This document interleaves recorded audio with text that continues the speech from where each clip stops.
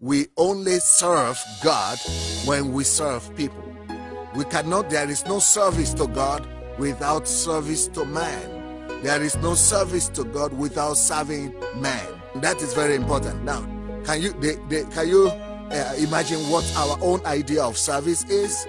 Most of us believe that we serve God only when we go to the mass, if you are a Catholic, or when you go to the service, when you go to church, if you are a Protestant. We go to church every Sunday to serve God.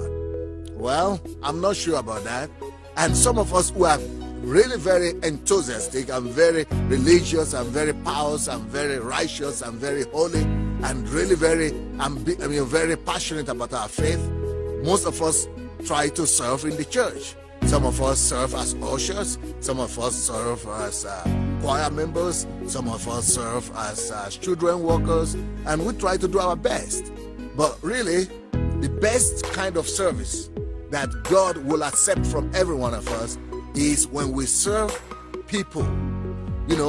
All of us, we want to serve the God that we don't see, the God that is so far, the God that is so, abstract. So we like this idea of serving God abstractly. Oh, I'm serving God, I serve God, I know God.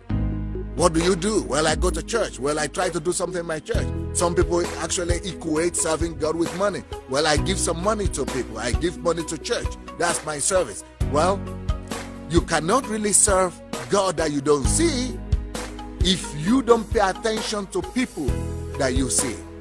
Now, let's look at the scripture. Do you remember the situation when Jesus Christ actually washed the feet of his disciples? What do you think he was doing? What do you think the lesson was? Because I actually know there are some denominations right now all over the world that is what they do.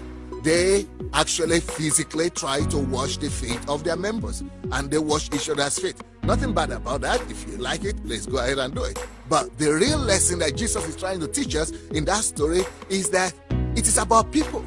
Even though Jesus himself is the Son of God, not just the Son of God, Jesus is God all by himself.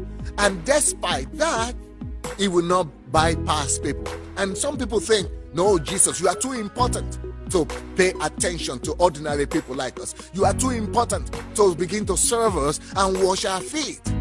Jesus didn't think that way, because if they are people, according to Jesus, these people are made in the image of God. And these people carry God's likeness. And whatever he's doing for them, he's actually doing for God.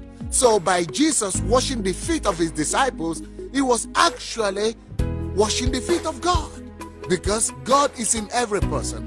The nature of God is in every man. So by Jesus showing us that example, that each time we sacrifice ourselves, our time, our resources, our energy to serve man, that we are actually serving God in heaven. For you to serve God, for you to really prove to God and impress God that you are serious about serving him, you need to begin to pay attention to ordinary people, humans, and begin to extend your service to them. It is when you serve people that you convince God truly that you want to serve him. It is only when you pay attention to people, when you begin to serve them with your gifts, with your talents, with your resources, with your time, when you begin to give your love to ordinary people, that is when you convince God that, God, I'm not doing this just for you to be able to bless me, or for you to be able to give me something, or for you to be able to show me for me to show you how good I am. I'm doing this because I love you. And if I love you, I love your creation. If I love you, I love your people. And I am ready to do anything for your people just to prove my love for you. And when you can prove your love for God, not by doing something directly to God, because you don't see God, he doesn't complain about anything against you. He cannot, you don't feel guilty. But when people who offend you from day to day, people who don't treat you well, when people who don't give you anything, who cannot contribute to your life, when people who maybe even have done bad things to you, when you begin to consider them, and because of the love of God, you begin to go out of your way to serve them, to do something good to them, to be kind to them, that is when you really prove to God, and God is convinced that, yeah, this person is really serious. If you love God for real, you will love people. There is no way you will love God that you will not love people. It's just not possible. When you love God for real, you will recognize God in people. You will feel the compassion of God for people. You will have the heart of God. So if you are a believer, I want to challenge you that your belief is not just your vertical relationship between you and God.